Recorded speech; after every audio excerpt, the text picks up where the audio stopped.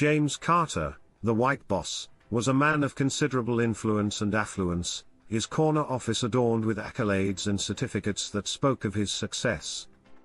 He carried himself with an air of authority, the kind that comes from years of climbing the corporate ladder.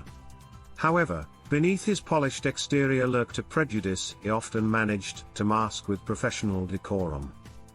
Then there was Marcus Johnson, a dedicated and diligent worker.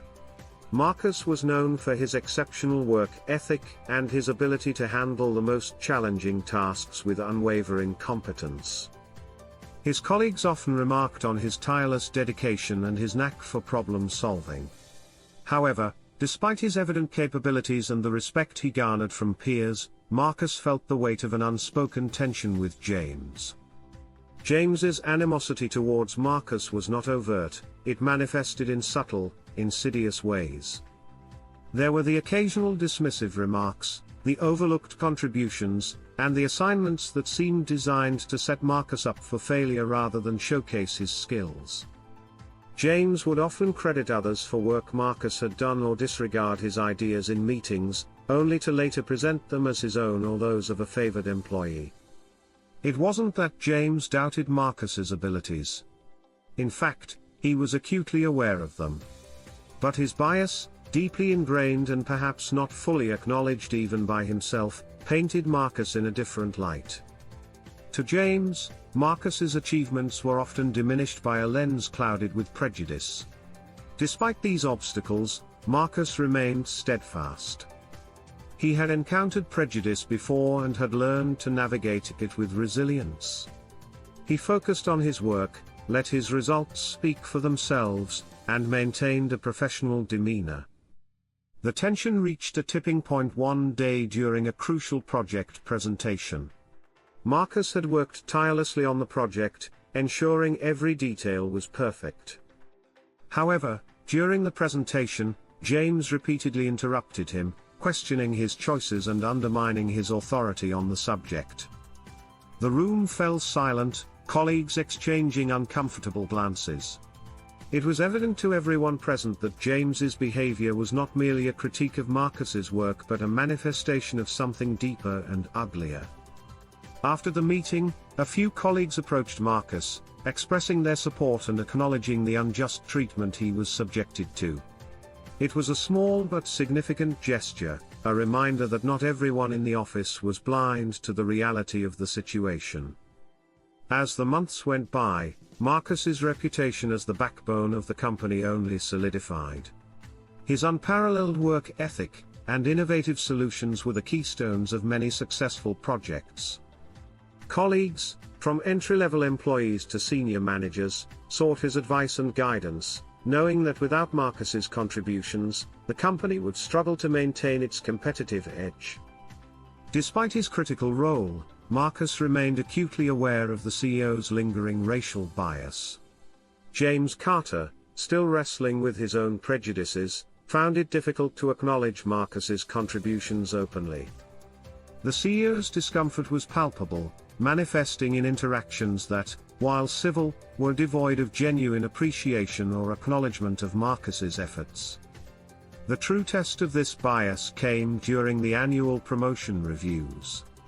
Marcus, having led several high-profile projects to success and having garnered widespread respect from his peers, was the obvious candidate for a senior managerial position.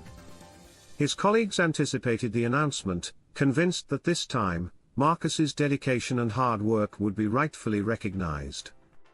However, the day of the promotion announcements brought a stark and disheartening reality. As James read through the list of promoted employees, Marcus's name was conspicuously absent. Instead, promotions were given to less experienced and, in some cases, less competent individuals. Marcus, maintaining his composure, felt a familiar pang of disappointment. It wasn't long before whispers of discontent began to circulate through the office. Employees were outraged by the blatant disregard for Marcus's contributions. Even those who had been promoted felt the sting of injustice, knowing that their new titles were overshadowed by the glaring omission of Marcus's deserved advancement. The fallout was swift. Morale plummeted, and the atmosphere within the company grew tense.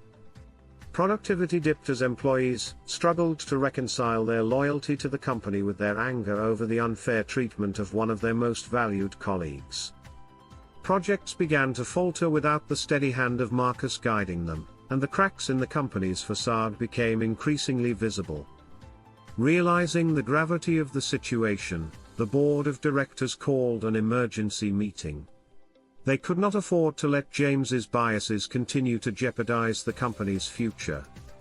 After a thorough review of the promotion decisions and the mounting evidence of systemic bias, the board made a decisive move. James Carter was relieved of his duties, and an interim CEO was appointed to restore order and fairness within the company. The new leadership wasted no time in addressing the injustice. Marcus was immediately called in for a meeting. The interim CEO, a woman with a reputation for integrity and inclusivity, offered a heartfelt apology on behalf of the company. The wounds ran too deep, and no title or apology could heal them entirely. After much contemplation, Marcus made the difficult decision to leave the company. He wanted to seek an environment where his talents would be valued from the start, without the burden of proving his worth against the backdrop of systemic bias. His colleagues were disheartened, understanding all too well the loss that the company would face without his leadership and expertise. Many respected his decision, knowing that it was a stand against the injustice he had endured. Marcus's exit marked the beginning of a significant decline for the company. His departure created a void that was impossible to fill. The projects he had managed began to falter, deadlines were missed, and the quality of work suffered noticeably. The employees who had relied on Marcus for guidance and support struggled to maintain their usual high standards. Clients, who had grown accustomed to the seamless and efficient handling of their projects, started noticing the decline in service. Complaints increased, and some began to take their business elsewhere, seeking the reliability they had once found with Marcus at the helm. Internally, morale hit an all-time low. The employees' trust in the company's leadership was shattered, and many began to question their future with the company. The interim CEO, despite her best efforts, struggled to stabilize the situation. She realized that Marcus had been more than just a hard-working employee, he had been the heart of the company. The board of directors convened to address the escalating crisis. It became painfully clear that the root cause of their predicament was James Carter's tenure and the toxic environment it had fostered. The company's reputation was tarnished, and the loss of a key figure like Marcus highlighted the deep-seated issues that needed urgent resolution. James's legacy became a cautionary tale of how personal biases and prejudices could cripple an organization. His inability to appreciate and support a valuable employee like Marcus had not only driven away a key asset, but had also exposed the fragility of the company's success. Meanwhile, Marcus found new opportunities where his talents were genuinely appreciated. His departure from James's company opened doors to roles where his skills and experience were met with the respect and acknowledgement they deserved. He thrived in environments that valued diversity and fostered inclusivity, and his career continued to ascend. Back at his old company, the fallout from Marcus's departure led to significant changes. Marcus's story became a testament to resilience and the impact one individual's integrity and hard work could have, not just within a company, but across an entire industry.